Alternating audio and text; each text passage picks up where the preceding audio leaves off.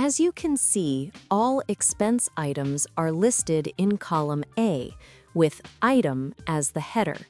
These values represent the yearly totals for each expense from the 2023 and 2024 budgets. I did not include the incomes, just the items' yearly totals. The table includes the headers item, total of 2023, and total of 2024. I compiled these item totals from both budgets, converted the data into a table, and then used the table to create a pivot table on the pivot table sheet. Let's look at the pivot table. My field names are item, total of 2023, and total of 2024. I placed the item field in the filters area so I can select each expense and compare the totals for 2023 and 2024. As you can see, the total of 2023 and total of 2024 fields are placed in the values area. Let's compare the items from the 2 years. Cable and internet. As you can see, we spent the same amount in both years. Now let's check clothing. Oh, we spent more on clothing in 2024 compared to 2023. Since I inserted a pivot chart, the visual comparison is much clearer. To insert the chart, I first clicked anywhere inside the pivot table. Next, I went to the Insert tab and selected the Clustered Column Chart option. Once the chart was inserted, I added data labels and increased the font size of the data labels to improve clarity and make the chart easier to read. This chart shows the breakdown of my 2023 home and daily living yearly expenses. To create this pie chart, I selected the column with the item names and the column that contains the yearly totals. I highlighted these selected columns in yellow so you can clearly see which data was used. Each slice of the pie represents a different expense category and shows its percentage of the total 2023 spending. I added data labels, formatted them as percentages, and positioned them at the outside end to make them easier to read. I used the Move Chart option to move the chart to a separate worksheet that is specifically designated for charts, keeping the workbook organized and easy to navigate. Of course, named the sheet as 2023 Budget Chart. I formatted the legend to appear on the right side of the chart and added a chart title to clearly describe the data. All right, let's take a closer look at this chart you just created from your 2024 budget. This clustered column chart gives us a crystal clear picture of our yearly cash flow, month by month. The blue bars show total income each month, while the orange bars show total expenses. Whenever blue towers over orange, that means positive cash flow. We brought in more than we spent. When they're close, things were tighter. To build this chart in Excel, I selected 3 non-adjacent rows. Row 2, C2 through N2, the month names, January through December. Row 6, C6 through N6, our monthly income figures. And row 47, C47 through N47, our monthly expense figures. Since these rows aren't next to each other, hold down the Control key while selecting them. I've highlighted these rows in yellow in the spreadsheet so they're easy to spot. Once selected, I went to the Insert tab and chose a clustered column chart. That's the style that places the income and expense bars side by side for each month.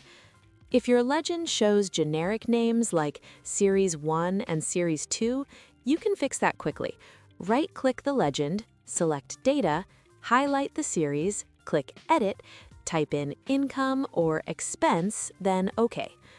I also turned on data labels so the exact dollar amounts appear on top of each bar, and I added a clear chart title, 2024 Income and Expense Comparison by each month.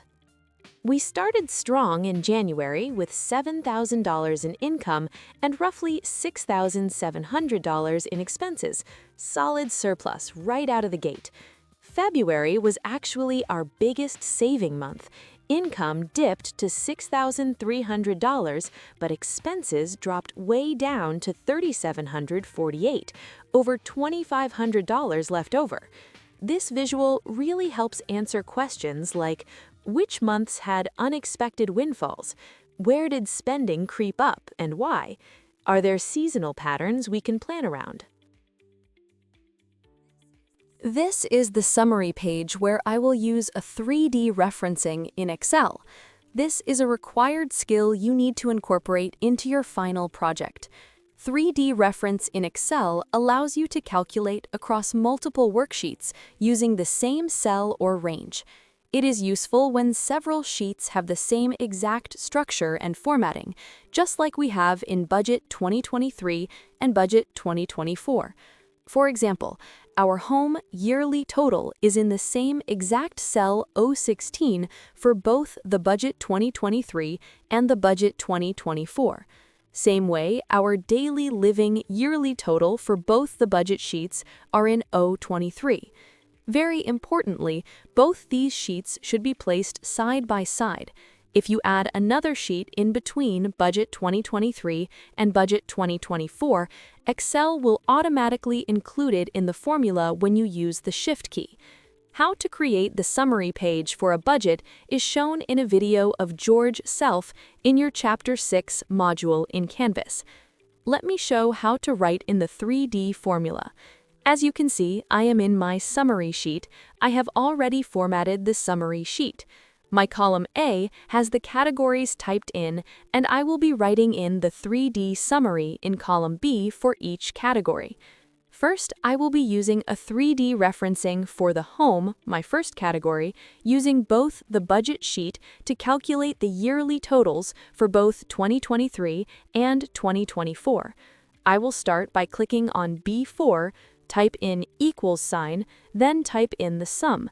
I will navigate to Budget 2023 and press the Shift key and click on Budget 2024 sheet to include the 2024 budget, and then click on the cell 016, which has my yearly total for home expense. Not to forget to add in the close parentheses and then press Enter. I will do the same for daily living, transportation, entertainment, and personal to calculate their 2023 and 2024 yearly totals.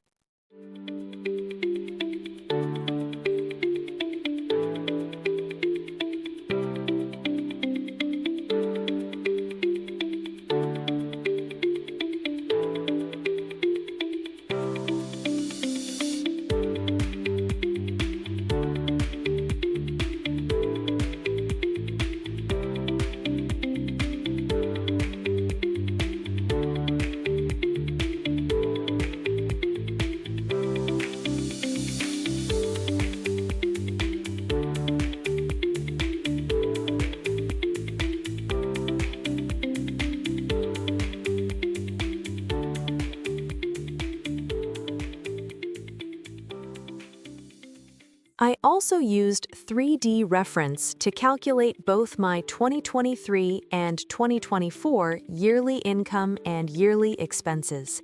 In the balance section, I subtracted my total expenses from my total income. For the chart, I used a 3D pie chart to provide a visual breakdown of the expense categories for both 2023 and 2024. I selected cells A4 through B8 to generate this 3D pie chart and applied Style 8. Here, I used the Now Date function, and here I used the Today function, which I formatted using long date format. I will explain conditional formatting data bars in the next video because it is part of advanced conditional formatting. I also went to the View tab and unchecked Grid Lines to create a clean, plain background for this worksheet. And this concludes the Phase 2 video for the final project. Best of luck with the Phase 2 of your final project.